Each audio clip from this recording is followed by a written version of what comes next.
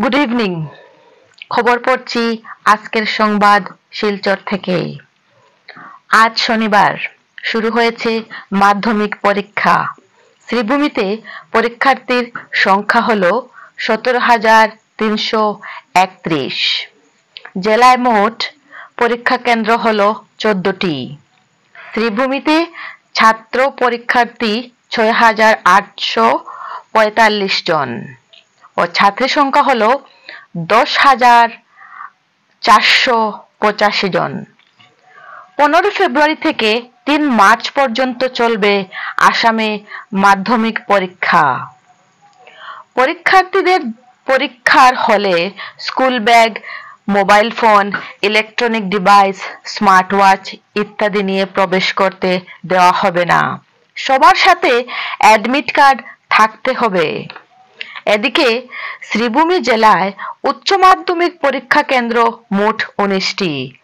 গত বৃহস্পতিবার থেকে চলছে উচ্চ মাধ্যমিক পরীক্ষা।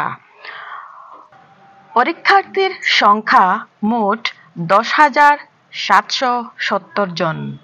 ছাত্র সংখ্যা এখানে 4,702 জন আর ছাত্রী হলো 6,068 জন। পড়ছি আজকের সন্ধ্যার দেশ বিদেশের খবর। পুলওয়ামার শহীদদের আত্মত্যাগ কখনো ভুলবে না আগামী প্রজন্ম, বললেন প্রধানমন্ত্রী মোদি। ভারত চীন সমস্যা মেটাতে মধ্যস্থতার প্রস্তাব ট্রাম্পের, খারিজ নয়াদিল্লির। বিদেশ সচিব বিক্রম মিস্ত্রি সাফ জানিয়ে দেন, পড়োশি দেশের সঙ্গে আমাদের কিছু সমস্যা থাকতেই পারে, কিন্তু আমরা সব সময় মনে করি দ্বিপাক্ষিক বৈঠক ও কূটনৈতিক আলোচনার মাধ্যমে এই সমস্যাগুলোর সমাধান সম্ভব। প্রত্যেক ভারতীয়ই আমার নিজের। আমেরিকায় আদানির ঘুষকাণ্ড নিয়ে প্রশ্নের জবাব মোদির। যাবজ্জীবন সাজা মহিলা বিচারকের উদ্দেশ্যে জুতো ছুড়ল আসামি। ফের অবৈধ অভিবাসীদের ফেরত পাঠাচ্ছে আমেরিকা। দ্বিতীয় দফায় আসছেন 119 জন। বিশ্বের 86 দেশে জেলবন্দি 10,000 ভারতীয়, সংসদে জানালো কেন্দ্র।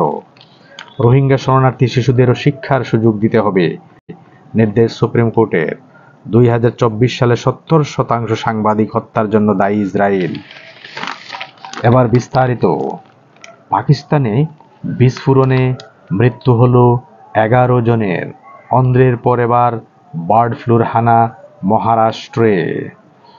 ফের অবৈধ অভিবাসীদের ফেরত পাঠাচ্ছে আমেরিকা। দ্বিতীয় দফায় আসবেন 119 জন। সূত্রের খবর, শনিবার আবার মার্কিন বিমান অবতরণ করবে অমৃতসরে। 119 জন ভারতীয় নাগরিক ফিরবেন দেশে। রবিবার আরও একটি বিমান আসার কথা। সব মিলিয়ে এখনো 2 দফায় ভারতীয়দের দেশে পাঠাচ্ছে আমেরিকা। 10,000 ভারতীয় বিশ্বের 86টি দেশে জেলবন্দি। সংসদে জানালো কেন্দ্র। বিভিন্ন অপরাধ বা নিয়ম লঙ্ঘনের অভিযোগে বিশ্বের বিভিন্ন দেশের জেলে এই বিপুল সংখ্যক ভারতীয় নাগরিক বন্দী রয়েছেন। রাজ্যসভায় এক লিখিত প্রশ্নের উত্তরে বিদেশ প্রতিমন্ত্রী কীর্তিবর্ধন সিং জানান, গোটা বিশ্বের 86টি দেশে মোট 10,152 জন ভারতীয় নাগরিক বর্তমানে জেলে বন্দী রয়েছেন, যার মধ্যে সৌদি আরবে এই সংখ্যাটি সবচেয়ে বেশি। 2024 সালে 70% সাংবাদিক হত্যার জন্য দায়ী ইসরায়েল, এমনই দাবি কমিটি টু প্রটেক্ট জার্নালিস্টস রিপোর্টে। সিপিজে এক বিবৃতিতে জানিয়েছে, 2024 সালে 18টি দেশের কমপক্ষে 124 জন সাংবাদিক নিহত হয়েছেন। কমিটির কাছে থাকা গত কয়েক বছরে সাংবাদিক হত্যার পরিসংখ্যান এটি সর্বোচ্চ। আমেরিকা সফরে প্রেসিডেন্ট ডোনাল্ড ট্রাম্পের সঙ্গে বৈঠক সেরেছেন প্রধানমন্ত্রী নরেন্দ্র মোদি। বৈঠক শেষে তাকে সাংবাদিকরা প্রশ্ন করেন, আদানি ঘুষকাণ্ড নিয়ে প্রেসিডেন্ট ট্রাম্পের সঙ্গে কি আলোচনা হলো? উত্তরে মোদি বলেন, ব্যক্তিগত বিষয় নিয়ে দুই রাষ্ট্রনেতার মধ্যে মোটেও কথা হয় না। এরকম বিষয় নিয়ে রাষ্ট্রনেতারা দেখাও করেন না বলে দাবি করেছেন মোদি। তার কথায় প্রত্যেক ভারতীয়ই আমার নিজের। এদিকে আদানি ইস্যুতে এই জবাবে মোদিকে কটাক্ষ করেছেন বিরোধী দলগুলি। সাংবাদিকদের প্রশ্নের উত্তরে প্রধানমন্ত্রী বলেন, ভারত একটি গণতান্ত্রিক দেশ। আমাদের সংস্কৃতি হলো বসুন্ধরা কুটুম্বকম। আমরা পুরো বিশ্বকে একটা পরিবার হিসাবে বিবেচনা করি। আমি বিশ্বাস করি যে প্রত্যেক ভারতীয় আমার নিজের, কিন্তু এরকম ব্যক্তিগত ব্যাপারের জন্য দুদেশের রাষ্ট্রনেতা না দেখা করেন, না আলোচনায় বসেন না কথা বলেন। যদিও আদানিকে নিয়ে কোনো মন্তব্য করেননি মোদির পাশে দাঁড়িয়ে থাকা মার্কিন প্রেসিডেন্ট ডোনাল্ড ট্রাম্প।